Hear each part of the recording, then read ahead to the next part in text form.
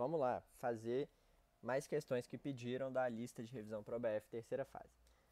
Vou fazer aqui nesse vídeo a questão 3 e a questão 8. No próximo vídeo eu faço a questão 1 e a questão 10. Então tá aqui, eu já até desenhei um pouco. Uma corrente de massa M formando uma circunferência de raio R é colocada sobre um cone liso com semiângulo θ, ângulo formado entre o eixo de rotação do cone e sua geratriz. Determine a tensão na corrente se ela gira com velocidade angular ômega em torno de um eixo vertical que coincide com o eixo de simetria do cone. Então a gente tem aqui a nossa corrente depositada sobre o cone. O θ, ele diz que é o ângulo entre o eixo de rotação e a geratriz, né? Eita. E a geratriz, que é isso daqui. Então, o θ aparece bem aqui. Raio R. E está girando em torno desse eixo aqui, ó. Ômega. Então, essa bicha está girando assim, ômega. Pronto. E ele quer a tração. A tensão na corrente.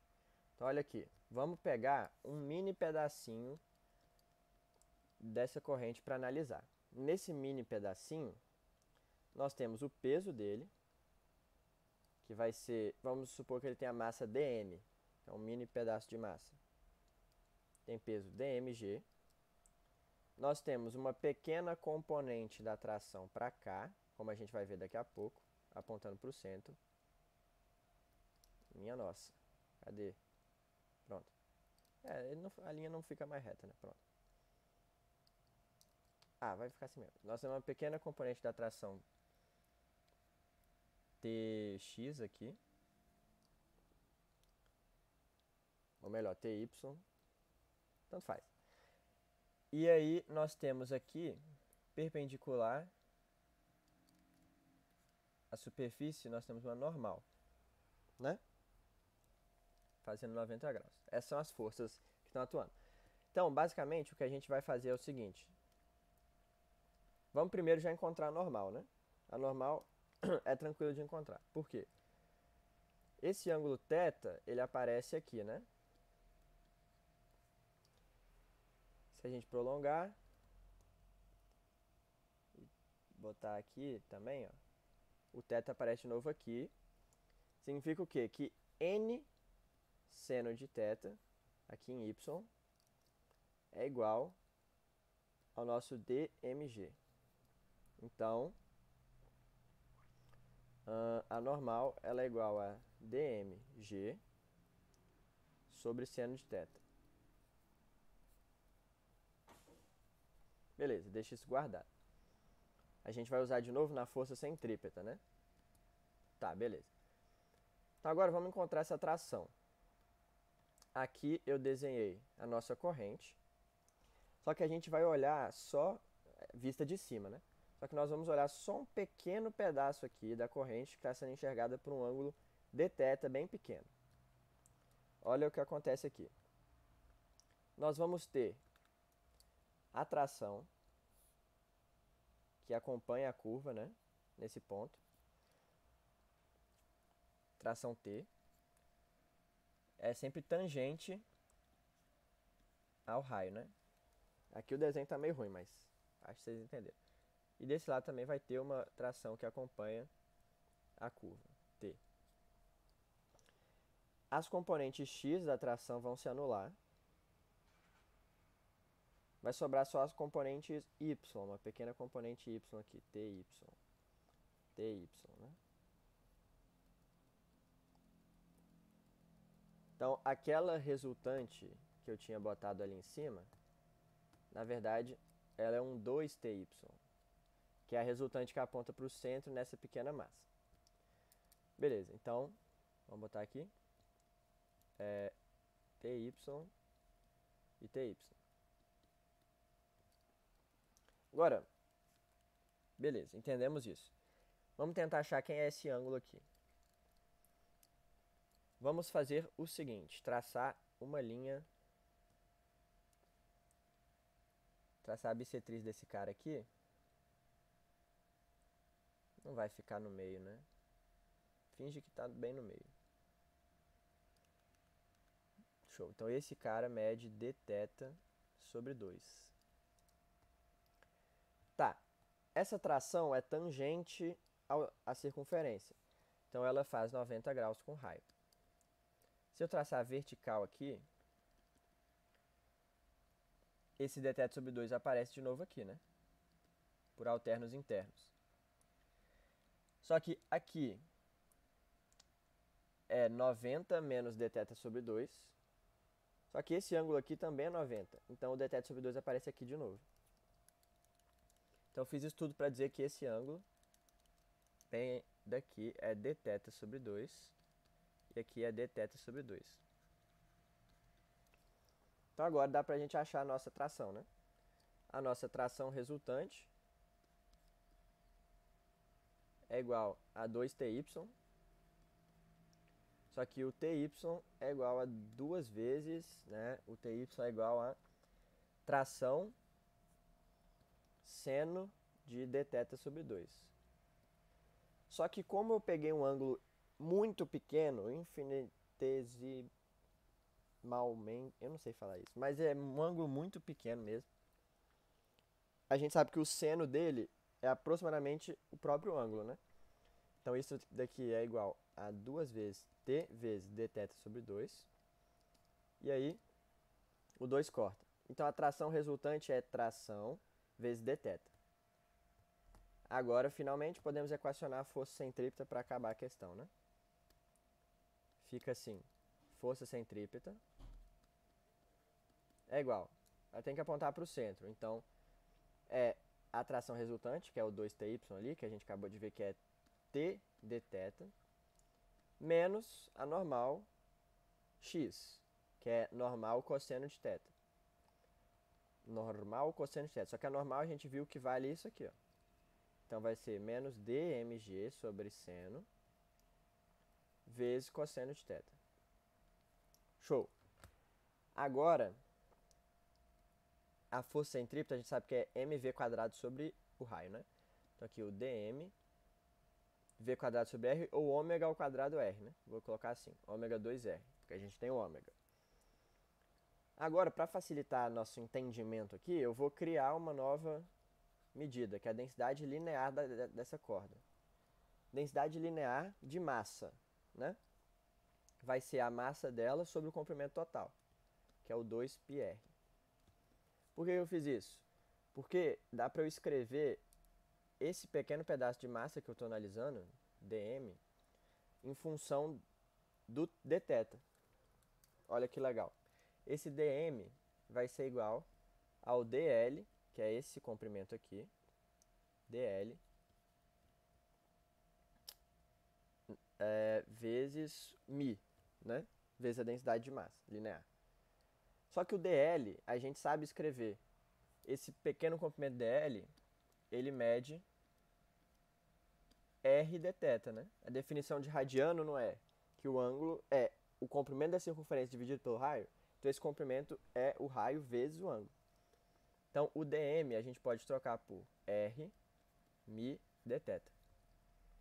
Fazendo isso, vai ficar show de bola. Vai aparecer dθ em todos os termos e a gente pode cortar. Então fica assim, μ r dθ ômega 2r igual a t vezes dθ menos μr dθ, né, que é o dm, vezes cosseno sobre seno é a cotangente, cotangente de θ. Então, corta o dθ em todo mundo. A gente quer achar a tensão, então, a tração aqui vai ser, vou botar μ r2 ômega 2 mais μr cotangente de θ. Procede, é isso? Acho que eu não comi nenhum valor. Só que esse μ não está no enunciado, né? Então eu tenho que substituir ele por massa total sobre 2πr. Então, fazendo essa substituição, eu posso colocar em evidência. Não, vamos botar depois em evidência. Fica m sobre 2πr vezes r2 ômega 2 mais m sobre 2πr vezes r cotangente de θ.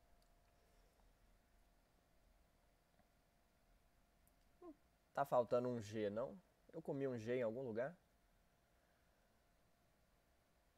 É, eu esqueci do G aqui, ó. Esqueci do meu amigo G, coitado. G, G, pronto. Tá faltando um G, a unidade não tava batendo não. Aí aqui G. Então aqui um R corta com R. Agora sim, para dar a resposta, vamos botar as coisas em evidência. Fica assim, tensão igual. M, aqui o R corta também. M sobre 2π, que multiplica ômega 2R mais G cotangente de θ. Essa daí é a nossa tração. Show de bola. Questãozinha muito boa. Essa sacada aqui de usar esse dθ, fazer essas trações aqui, a gente faz para demonstrar a fórmula de Taylor também, que é a velocidade igual tração sobre μ, né? Velocidade da onda na corda. Também usa essa sacada aí. Então, beleza. Vamos para questão 8. Questão de óptica física. Questão de anéis de Newton, né? Uma lente de plástico plano-convexa de grande raio de curvatura R igual a 1,5 metros, feita de material com índice de refração tananã, é apoiada sobre uma placa de vidro plana. N do vidro maior que o N da água. Entre a lente e a placa há uma película de água. O sistema é iluminado por luz monocromática quase normal e observa-se o padrão de reflexão. Sabe-se que o raio do 10º anel claro é medido é R10 igual a 2,5 milímetros. Dessa forma, qual é o comprimento de onda da luz? Vamos desenhar aqui. Esse é o clássico experimento dos anéis de Newton. Vamos tentar fazer um negócio ok aqui. Não, não ficou ok, ficou horrível. Tá, já sei. O cabo fez um elipse, né? Pera aí. Pronto, faz um negócio bem grande. Aí sobe ele. Cadê? Sobe o bichinho.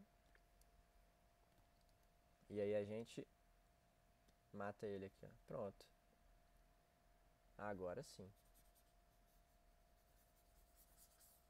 Pronto, tá aí.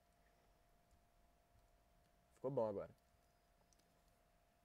Então essa aqui é a nossa lente plano-convexa. Né? Ele foi plano-convexa? Sim.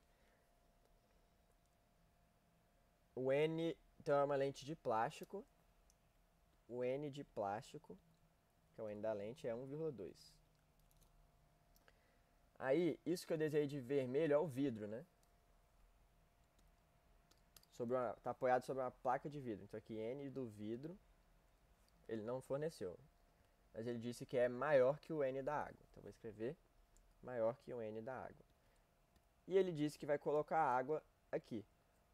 Aqui tem água, ó, entre a lente e o vidro. Então, pra gente lembrar que tem água, eu vou escrever assim, ó. Pronto. E o N da água é igual a quanto? 1,33. Tá aí, né? Agora ele vai incidir raios quase normais. Vamos fazer uma incidência aqui. E vai observar o padrão de interferência. Ele diz que o raio do 10º anel claro é tal. Enfim, esse é o experimento dos anéis de Newton. Questão normal de anéis de Newton, só com a diferença que botou uma água aqui no meio, né? Tá, então vamos lá. Aqui, como é que a gente faz? A onda vem, bate aqui, e nesse momento ela se divide, porque vai ter uma parte que vai ser refletida, uma parte vai se refletir, e a outra parte vai sofrer refração. Aí essa parte volta para cima. Aí a parte que sofreu refração reflete aqui embaixo, volta para cá. E aí sofre refração aqui para cima de novo. Essas duas ondas vão interferir. Eu estou fazendo os ângulos exageradamente grandes aqui, né? Os ângulos são quase zero, né? Porque ele incide quase normal, então isso tudo acontece bem aqui, só que eu estou abrindo para a gente conseguir enxergar melhor, né? Então é isso que é os anéis de Newton. Você taca uma luz, só que ela se divide bem aqui. Metade, não metade, né? Uma parte reflete, a outra parte refrata e reflete aqui embaixo. Essas duas ondas vão sofrer interferência entre si, dependendo dessa diferença de caminho daqui, ó. Certo? Isso gera anéis claros e anéis escuros em volta dessa lente aqui. Show, beleza. Primeira coisa que a gente tem que analisar é se eles chegam em fase ou em inversão de fase. Então aqui, eu joguei uma onda em fase. Toda vez que refrata, não muda a fase. Então daqui para cá, não mudou a fase. Continua normal. Agora, essa primeira onda está refletindo de um meio cujo índice de refração é 1,2 para um meio cujo índice de refração é 1,3. Então ela está refletindo do menos para o mais. Então ela vai inverter a fase. Então aqui já está em inversão de fase. Aí vai refratar, não inverte, continua em inversão de fase. Agora, essa aqui continuou. Ela veio, na refração não inverte. Aí aqui ela está refletindo da água para o vidro. Só que ele disse que o N do vidro é maior que o N da água. Então aqui vai ter uma inversão de fase de novo. Do menos para o mais inverte. E aqui inversão de fase, inversão de fase. Sempre faça essa análise quando for trabalhar com a questão de anéis de Newton. Porque pode não ter essa água aqui no meio, aí muda tudo, né? O N do vidro pode ser menor que o da água, e aí muda tudo de novo, enfim. Então, se eles estão em inversão de fase os dois, significa que eles estão em fase, né? Então, a gente concluiu que estão em fase as ondas que chegam. Então, ele está falando dos anéis claros. Um anel claro é uma interferência construtiva. Interferência construtiva com ondas em fase significa o quê? Que a diferença de caminho que elas percorreram tem que ser igual a um múltiplo de lambda. Se elas estão em fase, né? E eu quero que elas interfiram construtivamente, a outra tem que andar um múltiplo inteiro de comprimento de onda para chegar ainda em fase com a outra, né? E aí eles interferem construtivamente. Então, essa é a nossa equação. Agora, a gente tem que calcular esse ΔR. Pela figura, não dá para ver direito. Mas, a gente tem que lembrar que isso tudo aqui está acontecendo basicamente nessa vertical aqui, ó. A onda vem, reflete, vem e volta. Isso tudo acontece nessa vertical. Eu abri só para a gente enxergar. Então, na verdade, a diferença de caminho óptico é basicamente o cara vem, ele desce aqui e sobe. Desce e sobe. Numa mesma vertical. Então, eu vou chamar essa distância aqui, ó, de E. Nossa espessura. Pode ser? Tá aí. Então, a diferença de caminho óptico, cuidado, não é 2E. Cuidado, não é 2E. Você poderia pensar que ele desce e sobe a mais que o de cima, né? Então, a diferença vai ser 2E, mas não é. Cuidado. É 2 vezes N da água E. Você tem que... Não é diferença de caminho, é diferença de caminho óptico. Você tem que multiplicar pelo índice de refração do meio. Não esqueçam disso. Isso é igual a M lambda. Tá, agora eu tenho que relacionar... Agora a parte da geometria, né? Vamos pegar aqui no meio. Ele está falando desse raio aqui, ó. Vamos supor que aqui é o 10º anel, claro. Então, ele nos deu esse raio e ele deu o raio da lente. Vamos supor que é assim, ó, o raio da lente. Então, dá pra gente fazer um Pitágoras aqui, ó. Por quê? Esse comprimento todo é o raio da lente. Isso aqui é o nosso E. Então, esse cara daqui de cima, ó, é o raio da lente menos E. E daqui pra cá é o raio da lente também. Então aqui, ó, dá pra gente fazer o nosso Pitágoras. Então, fica r quadrado, deixa eu tirar esse trem aqui, r quadrado é igual a r menos e ao quadrado mais rzinho ao quadrado. Vamos fazer isso para acabar a questão. R2 igual R2 menos 2, RE mais E2 mais Rzinho 2. Aí aqui é uma consideração que a gente sempre faz em anéis de Newton, que isso daqui é praticamente zero comparado aos outros, porque a espessura é muito pequena. Ele diz no enunciado que o raio R é muito grande. Ele não falou? Grande raio de curvatura. Então, quando você pegar esse raio que é grande e elevar ao quadrado, vai dar muito grande. Ou mesmo ele sem estar ao quadrado, é muito grande. Quando a gente pega o E, que é muito pequeno aqui, ó, elevar ao quadrado vai ficar menor ainda. Né? Então, assim, não interfere. O R corta, e aí a gente chega no nosso E. Ele vai ser R2 sobre 2R. Pronto. Joga isso ali. 2 vezes o N da água, que é 1,33, vezes R2 sobre 2R, né? Igual. Agora, como ele disse que é o 10º raio, então esse M aqui é 10 vezes o comprimento de onda. E eu quero achar justamente o comprimento de onda. Ele nos deu o Rzão, que é 1,5 metros. E ele nos deu o Rzinho, que é, não lembro, 2,5 milímetros. E fica ao quadrado ainda. Então fica aqui 2,5 ao quadrado.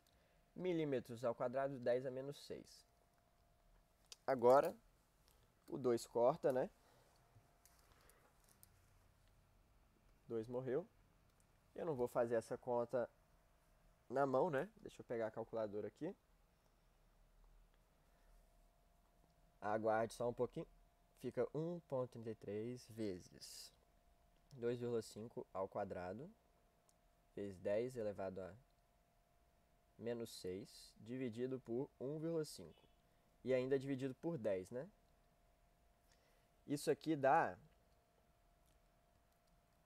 botando em nanômetros já, fica aproximadamente 554 nanômetros. Então essa é a resposta dessa questão. Então tá aí. Lembrem que o próximo vídeo vai ser resolvendo a questão 1 e a questão 10. Valeu!